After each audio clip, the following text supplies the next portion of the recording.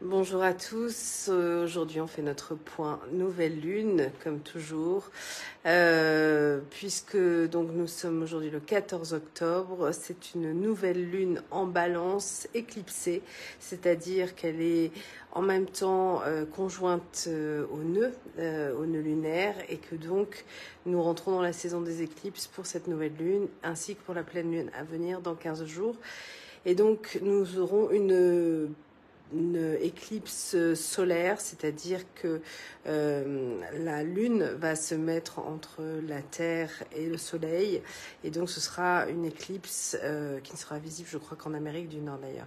Donc aujourd'hui, nouvelle Lune à 19h55 pour la métropole et la majeure partie des pays d'Europe, 21h55 pour nous ici à La Réunion. Beaucoup à dire sur cette nouvelle lune qui nous parle de beaucoup de choses, qui sont toujours dans la lignée de ce que l'on a dit depuis des mois avec les différentes nouvelles lunes et pleines lunes, puisque c'est toujours un cheminement qui se poursuit dans tous les cas. Mais cette nouvelle lune, elle a vraiment une valeur de transformation puissante, puisque c'est le principe aussi quand elles sont conjointes aux éclipses.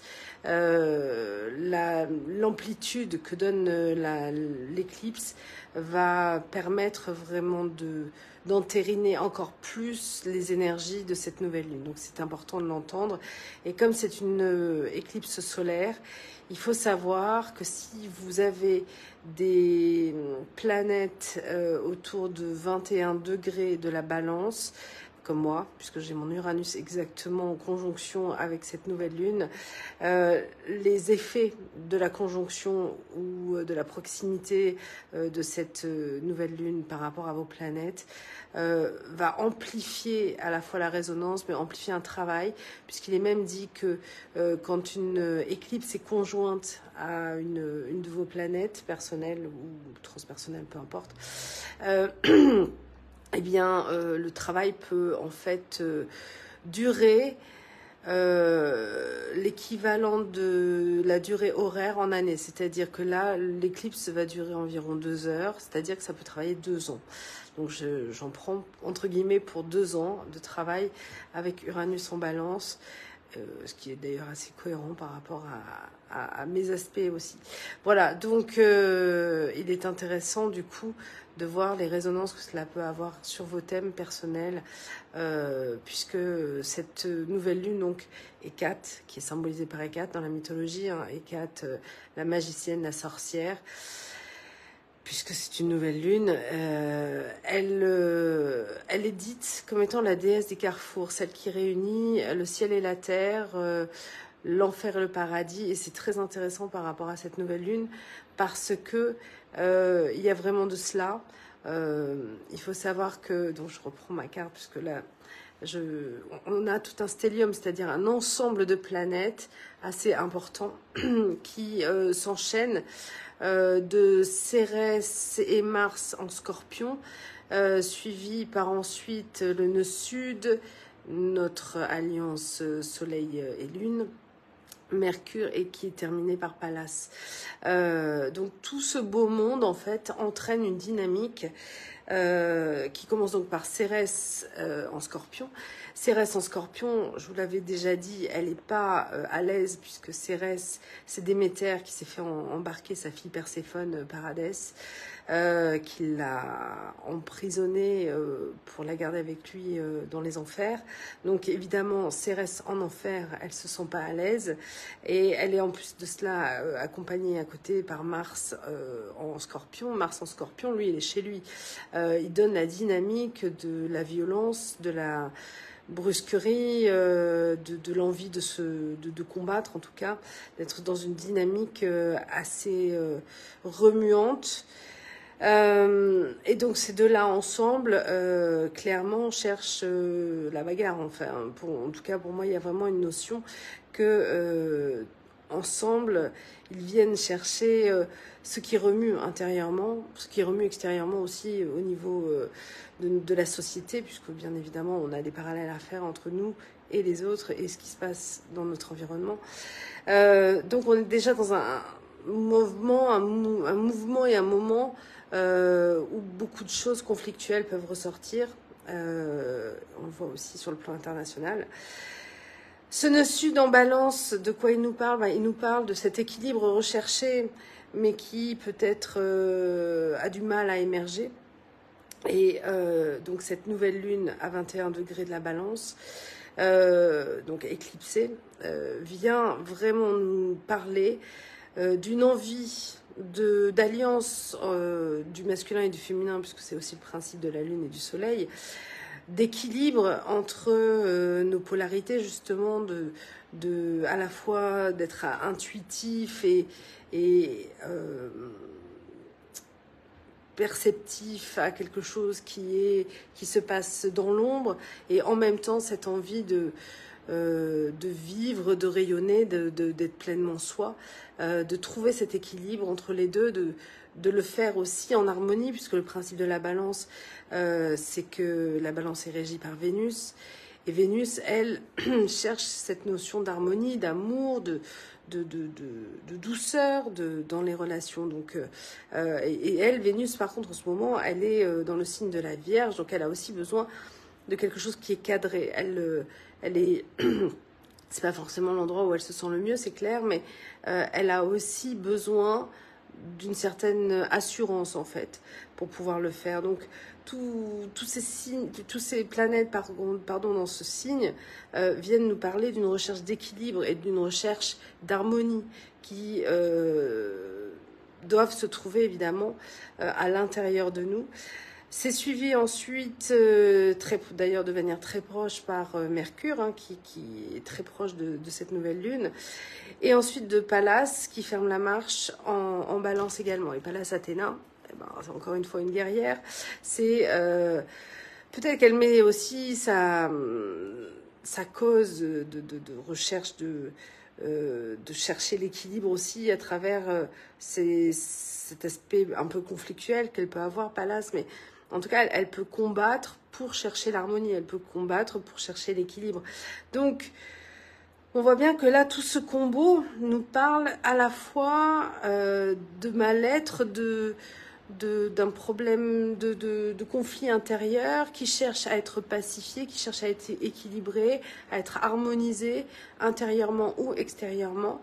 Et ce qui est très intéressant, c'est que donc ça, c'est la version de cette nouvelle lune, mais nous retrouvons en face dans l'axe, du coup, puisque vous savez que les signes se font face, tout en face, nous avons un combo Chiron, donc le guérisseur blessé, celui qui nous amène à la fois la blessure et la guérison, qui est quasi conjoint à Eris. Bon, Eris, je vous en ai parlé, c'est la déesse de la discorde, qui a un cycle très long, puisqu'il est de 550 ans, donc c'est pour certains pas très pertinent, mais là elle est pour moi très pertinente parce qu'elle est conjointe au nœud nord, et un nœud nord en bélier qui veut du changement, en conjonction exacte avec Eris, c'est que clairement ce changement il se fait dans la douleur, il se fait dans l'adversité, plus un Jupiter Taureau ainsi qu'un Uranus Taureau.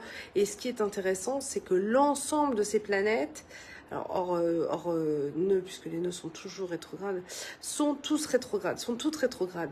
Donc ce qui est intéressant, c'est que les planètes rétrogrades, je vous en ai déjà parlé, c'est toujours des planètes qui viennent nous chercher à l'intérieur. Le principe d'une planète rétrograde, c'est que son action se fait en nous, à l'intérieur de nous. Donc c'est vraiment, je trouve très intéressant de voir que cette nouvelle lune s'organise comme ça, parce que toutes les planètes sont directes, toutes celles qui sont conjointes à la nouvelle lune, face à toutes les planètes qui parlent de transformation, comme Chiron, Eris, même Uranus d'ailleurs en taureau, et qui nous parlent vraiment de transformation intérieure. Donc on est toujours en fait sur ces logiques que si on veut voir une transformation extérieure, il faut forcément que ça passe par l'intérieur.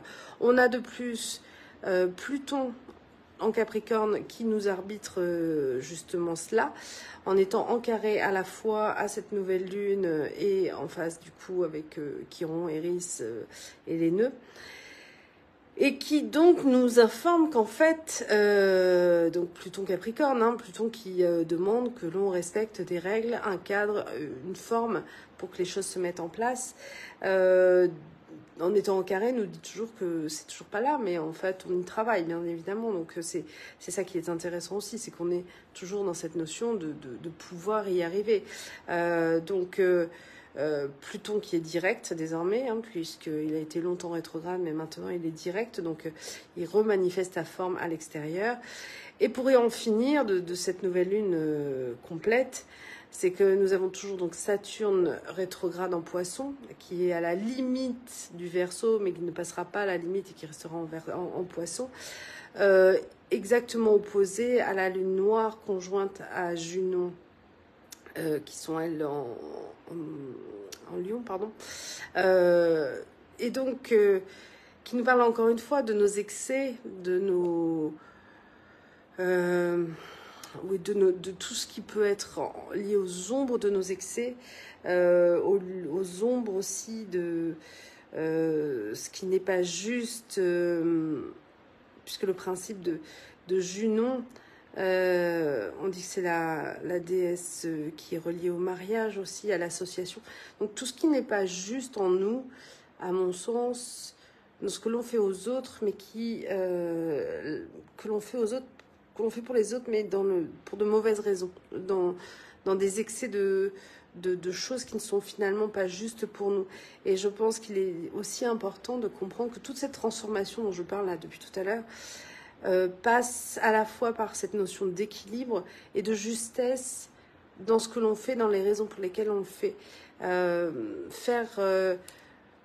Se mettre au service des autres, si on ne s'est pas mis au service de soi-même, il y a pour moi quelque chose qui est déséquilibré, parce qu'on va donner quelque chose à l'autre qu'on ne sait pas donner à soi. Ça ne veut pas dire qu'il faut être égoïste, bien évidemment. Ça veut dire juste que pour pouvoir donner quelque chose à l'autre, il faut déjà le posséder soi-même. Et donc, dans cette notion d'équilibre, il faut déjà se servir pour soi, pour ensuite pouvoir servir l'autre et pouvoir transmettre quelque chose à l'autre. Donc c'est très important pour moi là en ce moment, et c'est donc encore une fois amplifié par cette notion d'éclipse, de comprendre que cet équilibre que nous recherchons en permanence entre l'ombre et la lumière, dont nous sommes composés, dont l'univers est composé, de ne pas, même parfois en ayant l'idée de faire quelque chose de bien, en ayant une idée que si on donne plus aux autres qu'à soi-même, en fait, on a une bonne action. Il faut vraiment rétablir cette notion d'équilibre dans nos actes, dans nos pensées, dans notre manière d'agir, dans notre manière d'être vis-à-vis de nous et vis-à-vis des autres, dans notre équilibre aussi par rapport à nos relations intérieures et interpersonnelles. J'ai vraiment le sentiment, en tout cas, que tout passe par là. J'ai intitulé cette vidéo « La régénérescence de l'amour ». Il faut bien comprendre que l'amour est la puissance absolue de cet équilibre, et que la régénérescence implique une mort. Mais la mort, qui pour moi finalement est un effet de catalepsie en fait, n'est que justement une idée de transformation, et que la mort que l'on peut voir souvent avec un aspect mauvais augure en tout cas, quand on l'approche, quand on l'expérimente, et là je peux vous assurer qu'en ce moment c'est des choses que j'expérimente beaucoup à différents niveaux, qui a été aussi une thématique importante lors du voyage en Égypte. Cette notion de mort finalement n'est qu'un nouvel état pour se transformer et changer les choses. Donc une fois qu'on commence à observer les choses comme ça, on peut à ce moment-là justement se régénérer ce qui est juste. Je vous souhaite à tous une excellente nouvelle lune qui risque de vous remuer un petit peu, ou beaucoup. Et puis je vous dis à très bientôt pour la pleine lune dans 15 jours.